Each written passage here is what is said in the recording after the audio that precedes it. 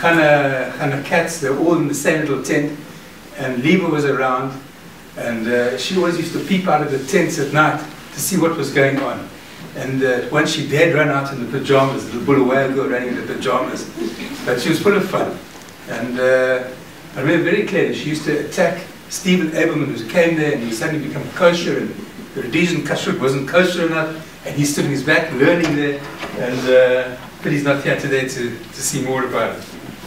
So Melzi's presence was always with us in the Tofas, and afterwards when the B'nai Kibbutz grew, and we had seminars and between Bulawayo and Salisbury, and we got together, and then we had the annual Machanot, which were in Mossel Bay. It was a 3-day trip by train. We had to first get people to come, 8-year-old kids to 18-year-olds. Started off with about 15. By the end of it, they were over 70. 3 days to Mossel Bay, 2-3 weeks at the camp, another 3 days coming back. And you had to keep these kids occupied the whole time. So that's real Hadrachai. It's not what was here. And then once I signed on chartered a plane, and I got help for it after. I didn't realize what I did. But I signed on the plane to take the Hanifim to Johannesburg to meet the special train. And when my father heard it, he nearly killed me. And so Melzi, I said to Melzi, you have got to get the people. We had to get 54 people to fill that plane. And we got it. And we got to Bulawayo. Do you remember it?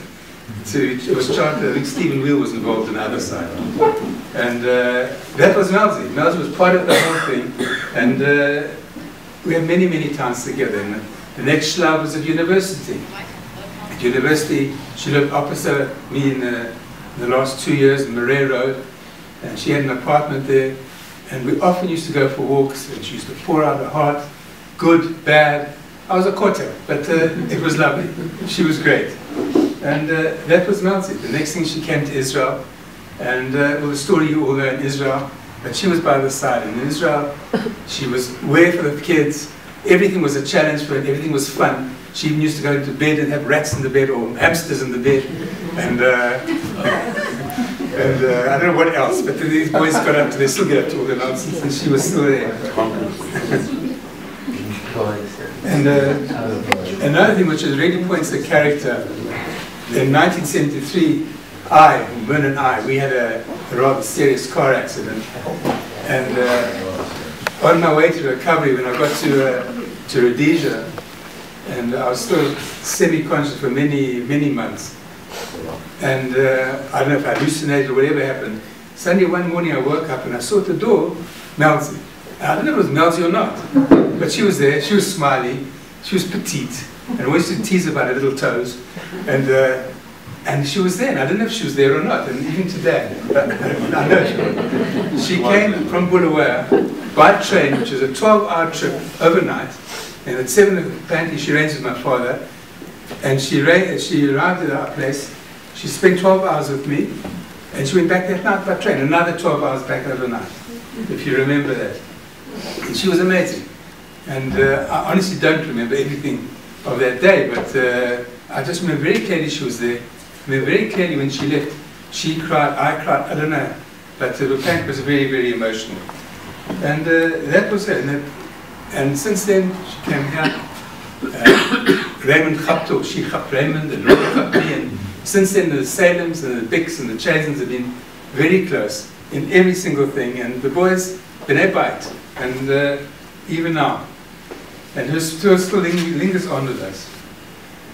I just want to share with you one other final thing, and that's, Laura and I were in the States when Melzi passed away. We were there for a nephew's wedding, and I'll never forget that day. I'd already spoken to Hilton the day before. We were traveling to North Carolina, and I said to Hilton, I'll phone you up and we'll arrange to meet you. And we were in the car, and when I used to speak to Hilton, I used to speak a bit in Shona and mess around in that. And so he phoned while we were in the car going up. And so I thought, he's trying to arrange, so I was starting to talk the normal bullshit. And he said, Mike, stop. I said, what? He said, you just won't believe what I've got to say. So then he tells us about Melzi, and we were just, Laura and I were just absolutely aghast. The last thing you could think in your mind, Melzi's not here. And the rest of the trip, we just didn't know what to do. Do we go back? Do we not come back? We got the wedding. And then we got to the hotel. There was a message from Chaim, I don't know how he got hold of us, to tell us, and then from Leanne to tell us. And we were in total shock. And I think I phoned then Chaim to speak to someone. And then I wrote a few words, but when that was just absolutely stunning. I mean, I don't have to tell you guys, it was to all of the community. So I want to share with you, with the permission of the boys which I've got, just a few words which I wrote to them in the emotion of the time, because I think it explains who Melzi was and who we were to all of you. And I wrote this to all the boys, to Liebe, Hilton and Doreen. And I just read the parts of it. Forgive me that this letter is not to all of you, is to all of you, that Melzi is so much part of all of us. I cannot speak about her in the past, but she's always with us. I recall those days when she was still in school uniform. In later years, she worked with us in B'nai Kiva, and how we developed a relationship became so close and so very special. It was not too long afterwards that you, Raymond, took me for a Shabbat walk on King George Street and questioned me about Melzi. You remember that? About Melzi. A week later, you were engaged. A truer Eshet Chayil you could not find. Later, this phenomenal bond of love extended to Laura. Melzi, Liebe, and Laura had children around the same time. They all grew up imbued with that sense of love, and all are still very close to one another. In fact, the Chazan boys are B'nai B'ait to us. How can we question the hand of the Almighty? His plans are different. What can we say? Melzi, you were the Evan Pina, the cornerstone of this Chazan family. Your strength has seen them through tremendous trials and tribulations. Your loving character has instilled in them the power to rise up, where each and every one of your sons have exceeded themselves in their endeavors. The love you've had for them, and the genuine sincerity that you had for Raymond, their caringness for your mother, your sister, and your brother was unbelievable. I'll never forget those wonderful words when I was at your father's side in his last few days in the hospital. And he asked us, and he asked me, he says, he loves you dearly, take care of Melzi. Doreen, Liebe, Hilton, Raymond, and all the boys, you're all here in a link of the chain, where the strength is derived not only from Hashem, but from us, your friends. We have followed you in your joys and in your sorrows, through difficult and through good times, and be assured we will continue to be so. Be strong, Chazak ve'ematz, in the knowledge that Melzi's spirit is with all of us. Her love of life, her purpose, her strength of character, and the determination to not let anything be too tough or too difficult. And above all, her extremely high standards that she set for herself, for all the benefit of her husband and her children. May her spirit be with you all, and still these attributes with each and one and every. We all love her dearly, and will continue to cherish her memory. These are still apt today.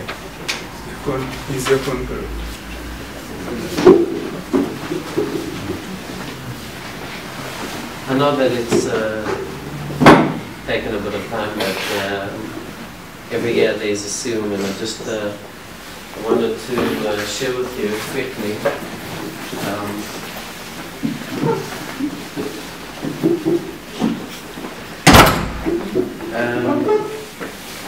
This year I decided to learn Masechet Ketubot, in carrying on with my ambition to finish the whole Seder within the year. I started learning this Masechet when Yonit and I were on our way to the airport.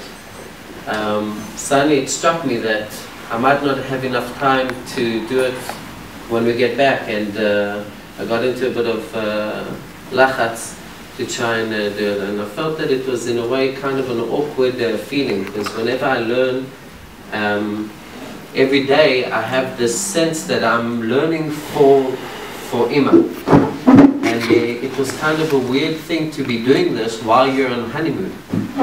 And I must say that thank God I finished the Masechet.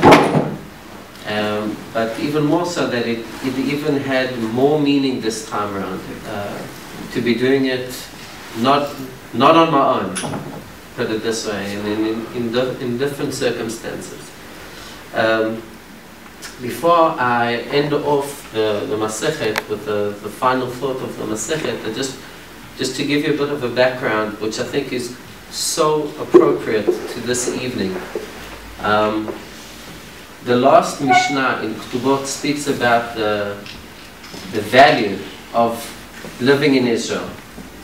The last few Mishnah speak about it, but speaks about if somebody wants to go live in Israel, can one force the rest of the family to go?